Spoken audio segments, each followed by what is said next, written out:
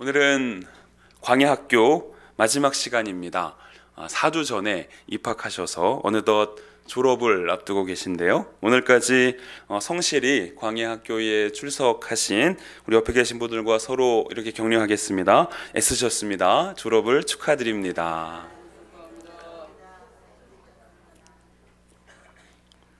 우리 한 번 더 옆 사람과 이렇게 인사하시며 격려해 주시면 좋겠는데요. 졸업은 끝이 아니라 또 다른 시작입니다.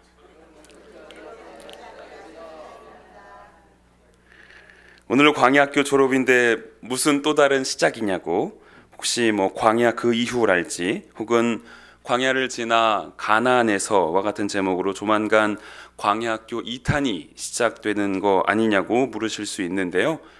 그렇지는 않고요. 출애굽한 이스라엘 백성들은 40년이라는 긴 이 광야 생활을 마치고 하나님이 그들을 위해 예비해 놓으신 젖과 꿀이 흐르는 땅으로 입성하게 됩니다. 광야 생활을 이제 마쳤습니다. 가나안이라는 새로운 삶의 터전에서 새로운 삶을 시작하게 된 것이지요.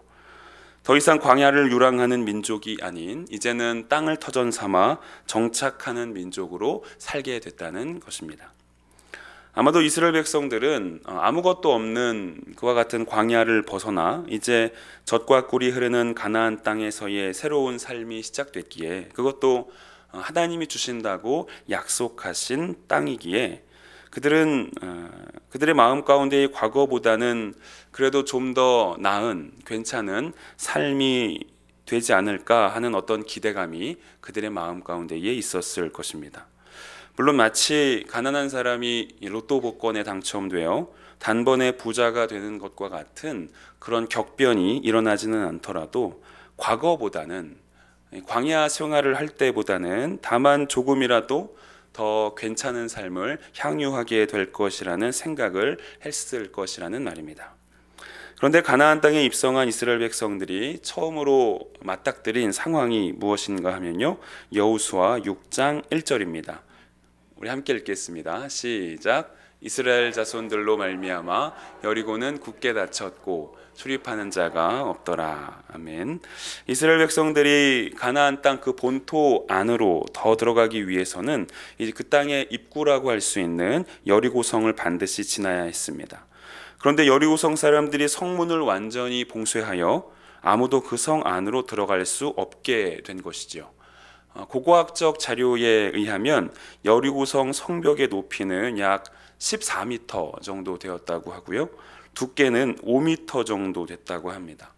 여리고성 이 성벽의 이 높이를 아파트 층으로 환산하면 약 5.6층, 6층 정도 되는 높이이고요, 성벽의 두께는 아파트 2층 정도 되는 길이입니다. 기어오를 수도 힘으로 밀어 넘어뜨릴 수도 없는 여리고성은 안에서 누군가가 성문을 열어주지 않는 한 외부에서는 결코 들어갈 수 없는 요새였다는 것이죠. 40년이라는 긴 광야 생활이 이제 끝이 났는데, 이제 가나안 땅에 입성하여 좀 더 나은 삶이 될 줄 알았는데, 여전히 이스라엘 백성들의 삶은 한계와 문제의 연속이었다는 겁니다. 그런데 그런 한계와 문제의 중심에 있는 여리고성이 여러분 어떻게 무너지죠? 네, 힘의 대결도 아닌, 지략의 대결도 아닌 하나님의 말씀을 믿고 순종함으로 도저히 무너질 것 같지 않은 그 여리고성이 무너지게 됩니다. 왜 하나님은 가나안 땅에 입성한 이스라엘 백성들에게 시작부터 이런 경험을 하게 하셨을까? 가나안 땅은 이스라엘 백성들이 광야에 살 때와 마찬가지로 오로지 하나님의 말씀에 순종함으로 하나님을 믿는 그런 믿음으로 사는 곳임을 지금 이스라엘 백성들에게 분명하게 보여주시려는 것입니다. 삶의 터전이 바뀌었다고 하여 환경이 바뀌고 상황이 바뀌고 삶의 질과 삶의 수준이 바뀌었다고 하여 믿음으로 사는 삶의 방식마저 바뀌는 것은 아니라는 것이죠. 여리고성의 무너짐을 보며 그 사실을 깨닫지 못한 이스라엘 백성들이 이어서 경험하는 것이 무엇인가 하면, 하나님을 도움 삼지 않고 그들의 힘으로 함락하려고 시도했으나 무참히 실패한 아이성 전투입니다. 하나님은 다시 한번 그의 백성에게 너희들에게 가장 시급히 그리고 무엇보다 가장 중요하게 필요한 것은 하나님을 향한 믿음이요 하나님의 말씀에 대한 순종함임을 다시 한번 확인시켜 주신 것입니다. 이스라엘 백성들은 광야에 있을 때에도 가나안 땅에 입성했을 때에도 동일한 삶의 방식을 가져야 합니다. 그것은 하나님을 믿는 믿음으로 사는 방식입니다. 이 말이 이 시대를 사는 저와 여러분의 삶에 던지는 메시지는 무엇인가? 그리스도인은 그 인생이 어떤 현실과 어떤 상태에 있든지 간에 처한 그곳에서 하나님을 믿는 믿음으로 살아야 한다는 것입니다. 세계적인 IT 기업 애플의 창립자인 고 스티브 잡스는 2005년 미국 스탠포드 대학교 졸업 축사에서 늘 갈망하며 우직하게 나아가세요 라고 말했습니다. 남들이 뭐라 하든 그 말에 휩쓸리지 말고 우직하게 자신의 길을 묵묵히 가라는 의미일 것입니다.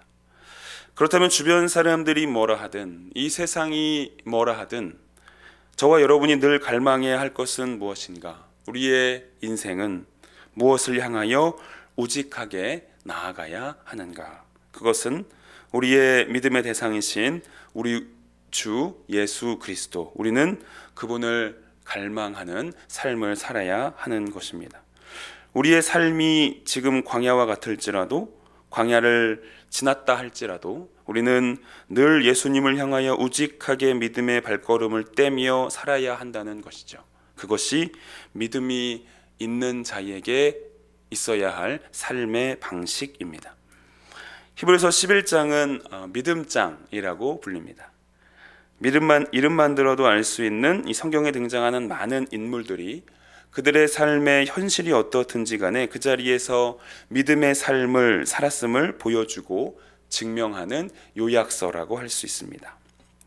특별히 우리가 읽은 히브리서 11장 32절은 내가 무슨 말을 더 하리요? 라는 질문으로 시작합니다.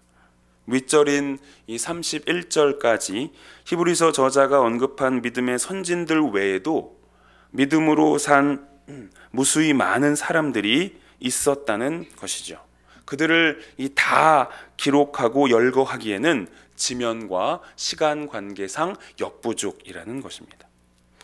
여러분, 지금도 각지에서 여러 형태의 삶의 현실 중에도 끝까지 그리스도를 믿는 믿음으로 사는 지체들이 있습니다. 믿음으로 견디고 믿음으로 버티고 믿음으로 인내할 뿐만 아니라 상황과 형편은 어렵지만 믿음으로 감사하고 믿음으로 기뻐하며 믿음으로 예배하는 그와 같은 성도들이 있다는 말입니다. 어쩌면 우리 셀에 그와 같은 분들이 있을 수 있고 우리 교구에 있을 수 있고 우리 교회에 그런 분들이 있을 수 있습니다. 더욱이 32절에서 언급되는 이 사사시대 인물인 기드온, 바락, 삼손, 입다, 왕정시대 인물인 다윗과 사무엘, 그리고 이스라엘이 망할 때까지 활동했던 많은 선지자들, 시대가 바뀌고 하나님의 사역의 중심적인 역할을 하는 사람은 바뀌어도 여전히 바뀌지 않으며 여전히 유효하며 여전히 계속되는 것은 어느 시대나 어떤 현실이나 하나님의 사람은 믿음으로 살았다는 사실입니다. 그렇게 믿음으로 사는 사람들의 삶에 어떤 일이 일어나는가? 33절에서 34절인데요. 우리 함께 읽겠습니다. 시작. 그들은 믿음으로 나라들을 이기기도 하며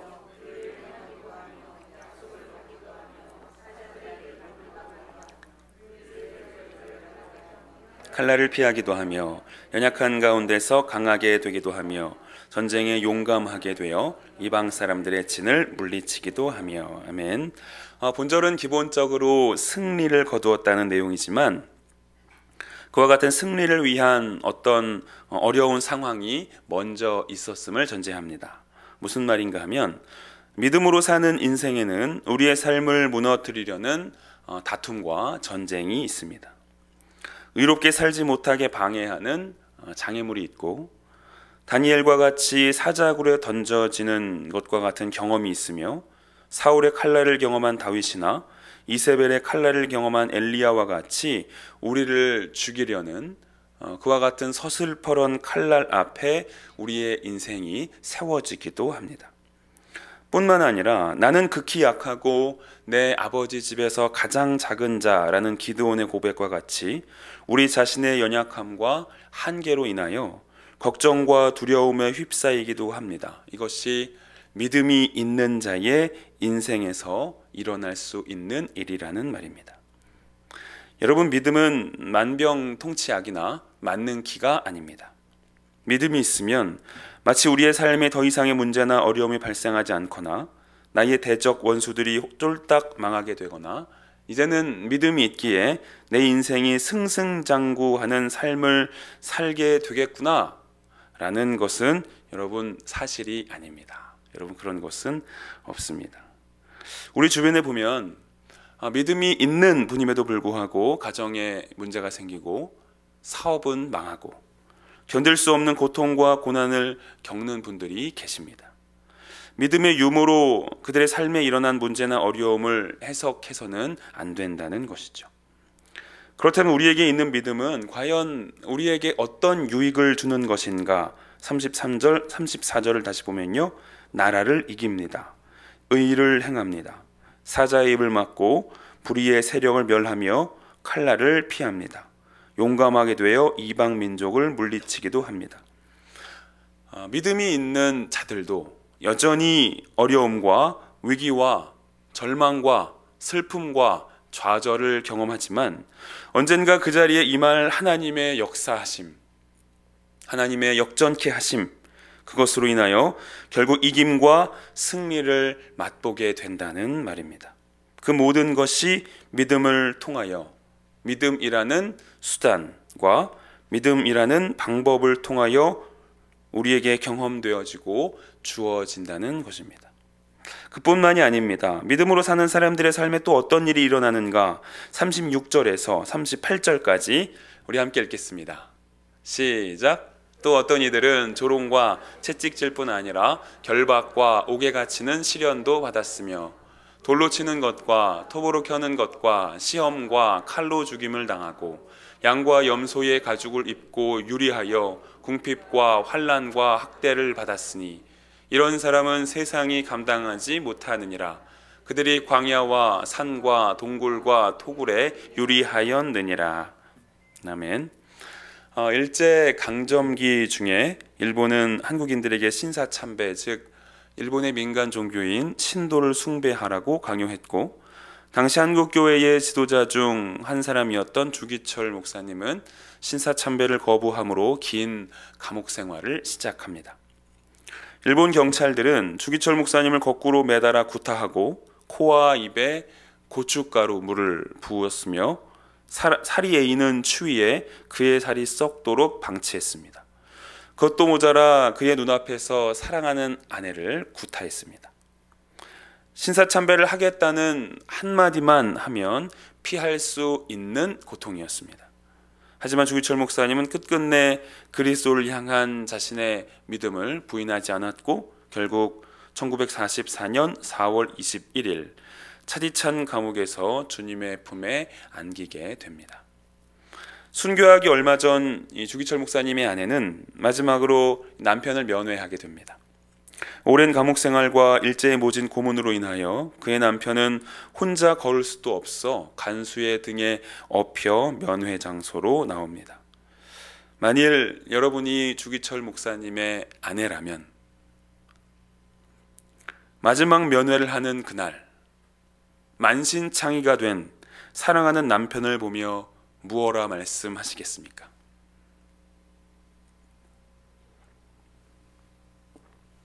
여보, 일단 사는 것이 우선이니까 눈 딱 감고 신사참배 하겠다고 한 번만 말해. 그리고 나와서 안 하면 되잖아. 이렇게 말씀하시진 않으시겠습니까? 하지만 주기철 목사님의 아내는 이렇게 말합니다. 당신은 꼭 승리하셔야 합니다. 결탄코 살아서는 이 붉은 문 밖을 나올 수 없습니다. 라고 말했다고 합니다. 믿음을 부인하면서 당장 사는 것보다 믿음을 고백하며 영원히 사는 것의 그 풍성한 가치와 기쁨을 알았던 것이죠. 여러분, 믿음이 있다는 이유만으로, 그리스도를 나의 구주로 고백한다는 이유만으로 저와 여러분의 삶에 원치 않는 고난과 시련이 있을 수 있습니다.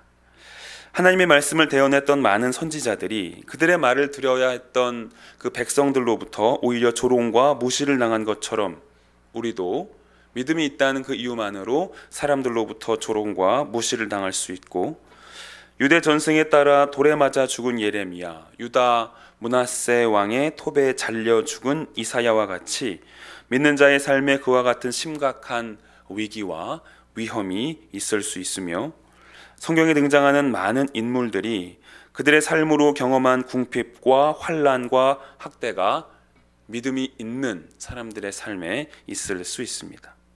여러분, 그뿐입니까? 다윗과 같이 자신의 거처를 떠나 광야로, 산으로, 동굴로, 토굴로 옮겨 다니며 방황하고 방랑하는, 그렇게 편안히 쉴 수 있는 거처나 공간도 얻지 못한 채 유리하며 살게 되는 경험을 우리가 할 수도 있습니다.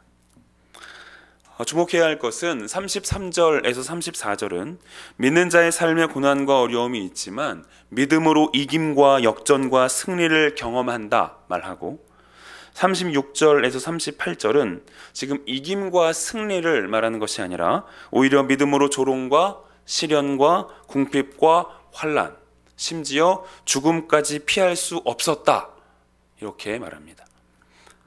그렇다면 지금 한편에서는 믿음으로 고난을 이겼다 말하고, 또 다른 한편에서는 믿음으로 고난을 피할 수 없었다 말하는 이 믿음의 양면성을 우리는 어떻게 이해해야 하는가?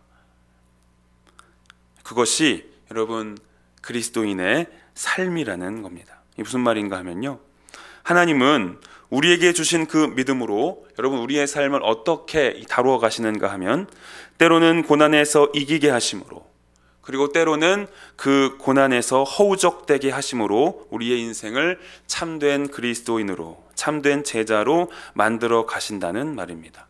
여러분, 그리스도인의 삶에 고난은 있고 없고의 문제가 아닙니다.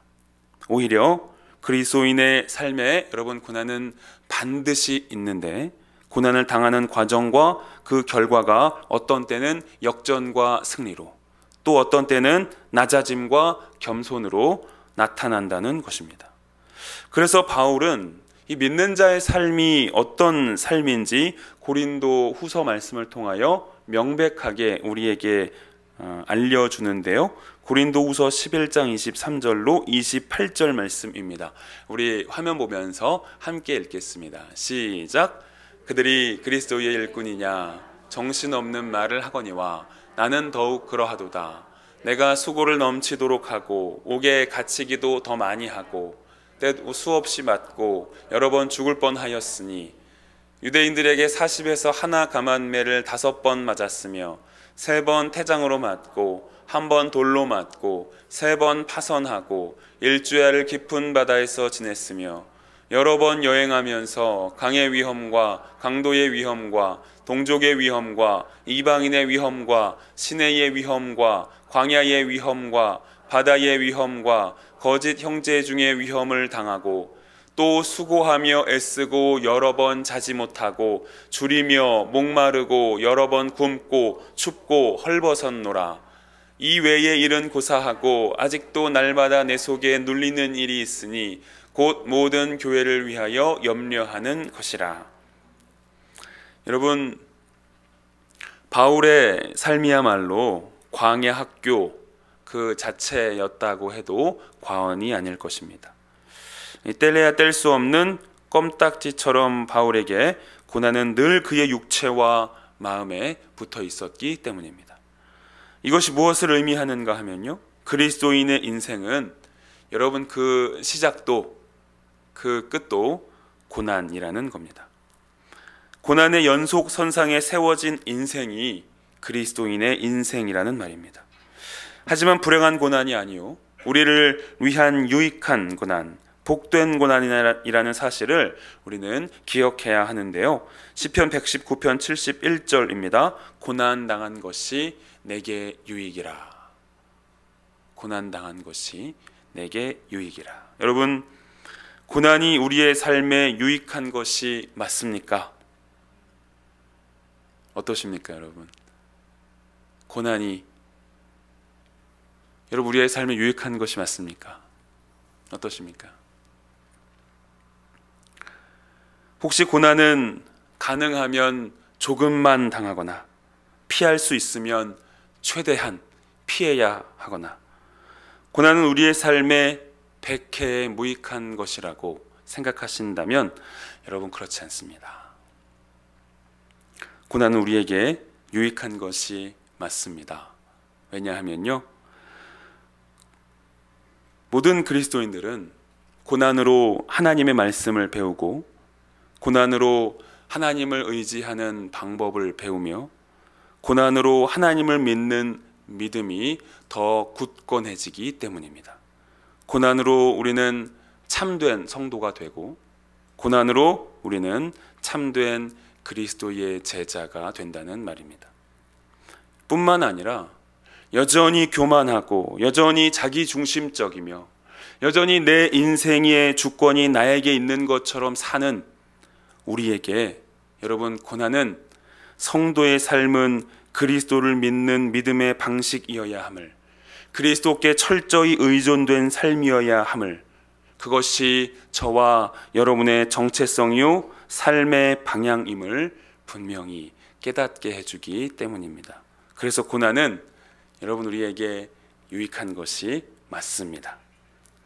따라서 광야 학교에 입학한 생도들에게 졸업은 없습니다, 여러분. 아쉬우신가요? 오늘 좀 졸업할 줄 알았는데 갑자기 졸업이 없다고 하니 이게 뭔가 싶은 생각을 하실지 모르겠습니다. 여러분, 광야 졸업은 우리가 이 땅에서 그리스도의 제자로 살아가는 그 기한을 다 마치고 코끝에서 호흡이 멈춰지는 그날에서야 가능하기 때문입니다. 하지만 그것이 우리에게 근심과 걱정거리만은 아닙니다. 왜냐하면요, 출애굽한 이스라엘 백성들이 광야 생활을 하는 중에 다양하게 그들의 삶에 드러난 그 하나님의 은혜, 그들은 그 하나님의 은혜를 먹고 살았죠. 마찬가지로 하나님은 동일하게 저와 여러분의 그 광야 생활에도 함께 하시며 그 길을 인도하실 것이기 때문입니다. 더불어 아담이 하나님과 함께 했던 그 장소가 에덴이었듯이 이 땅에서 우리의 현실이 비록 졸업이 없는 광야 생활이지만 우리를 떠나지 아니하시고 영원히 우리와 함께 하겠다 약속하신 하나님으로 인해 우리는 광야의 중심에서도 하나님의 에덴 동산을 경험하게 되는 은혜를 누릴 수 있기 때문입니다. 말씀을 정리하겠습니다. 모든 그리스도인의 인생은 로마의 원형 경기장 안에서 수위를 굶주린 사자와 맞닥뜨려야 하는 상황과 같습니다. 그래서 베드로전서 5장 8절에서는 근신하라 깨어라 너희 대적마귀가 우는 사자같이 두루다니며 삼킬 자를 찾나니 라고 말씀하는 것이죠. 우리는 끝이 없는 광야에서 건널 수 없는 홍해를 만나고 물이 없고 먹을 것이 없고 이방 민족과의 전쟁의 위협까지 그렇게 우리는 스스로 해결할 수 없는 문제와 어려움, 때로는 그 이상의 극한의 두려움과 환난을 당할 것입니다. 심지어 원형 경기장 안에 있는 모든 관중들은 우리를 동물원의 원숭이 보듯 볼 것이고 너희들이 믿는 신께 기도해보라고, 너희들을 살려주는지 아닌지 한번 보자고 그렇게 반복적으로 지속적으로 비아냥될 것입니다. 그들은 이 세상은 그리스도를 믿는 믿음으로는 안 된다고 말하고 싶은 것이요 그 사실이 옳음을 증명하고 싶은 것이겠지요. 요한일서 5장 4절입니다. 우리 함께 읽겠습니다. 요한일서 5장 4절 말씀 함께 읽겠습니다. 시작. 무릇 하나님께로부터 난 자마다 세상을 이기느니라. 세상을 이기는 승리는 이것이니 우리의 믿음이니라. 세상을 이기는 승리는 이것이니 우리의 무엇입니까? 믿음이죠, 여러분. 그리스도를 믿는 믿음. 여러분, 다른 것으로는 안 된다는 것입니다. 도망가거나 숨을 곳이 없는 원형 경기장 안에서 여러분, 굶주린 사자와 대면할 때에 우리에게 있는 지식, 우리에게 있는 지혜, 우리에게 있는 물질, 우리에게 있는 판단력, 우리에게 있는 그 외의 다양한 많은 것들, 여러분, 그것으로 우리를 향하여 달려드는 그 사자를 여러분 감당할 수 있겠습니까? 피할 곳도 없고 도망갈 곳도 없는 그 원형 경기장 안에서 심지어 수만의 관중들은 우리를 보며 비아냥대는, 비웃는 그곳에서 여러분, 우리에게 있는 무엇으로 과연 그 사람들의 비웃음을 막을 수 있으며 우리를 향하여 달려드는 그 사자를 여러분 막을 수 있겠습니까? 불가능하지요. 따라서 여러분, 우리에게 필요한 것은 다른 것이 아닌 바로 하나님에 대한 믿음이요, 하나님의 말씀에 대한 믿음뿐이라는 사실입니다. 여러분, 말씀을 의미하는 히브리어 다바르에서 광야를 의미하는 히브리어 미드바르가 파생되었음을 여러분 우리는 알아야 합니다. 무슨 말인가 하면요, 광야에서 우리의 생명줄은 오직 하나님의 말씀뿐이라는 것입니다. 졸업이 없는 우리의 인생 광야, 여러분 무엇을 도움 삼아 길고 긴 그 광야길을 걸으시겠습니까? 하나님의 말씀이어야 하는 것이죠.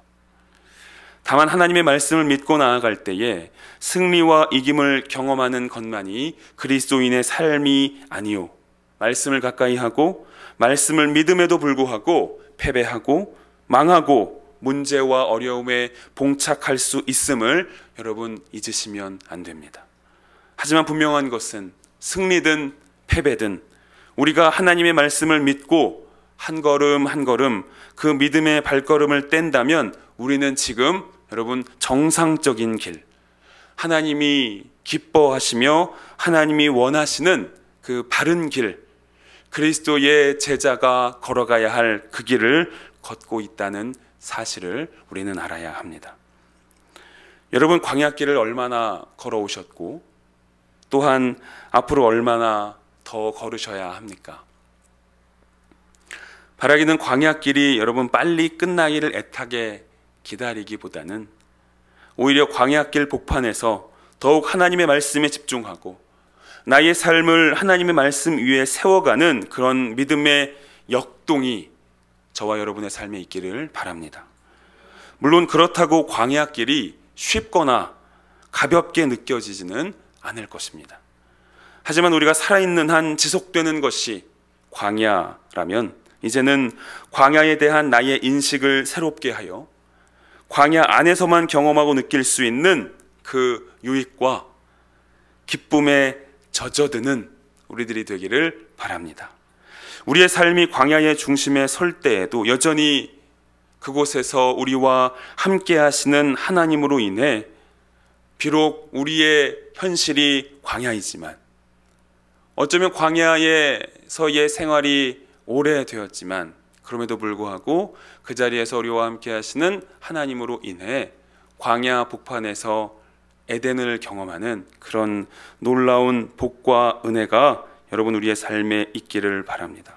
더불어 졸업이 없는 광야에 함께 선 동지이자 지체로서 함께 걷는 인생 광야길이 결코 외롭거나 쓸쓸하지 않음을 우리가 알고 밀어주고 당겨주며 우리 모두가 인생 광야길을 완주하게 되는 은혜가 저와 여러분의 삶에, 그리고 우리 평화교회 모든 성도들의 삶에 있기를 바랍니다.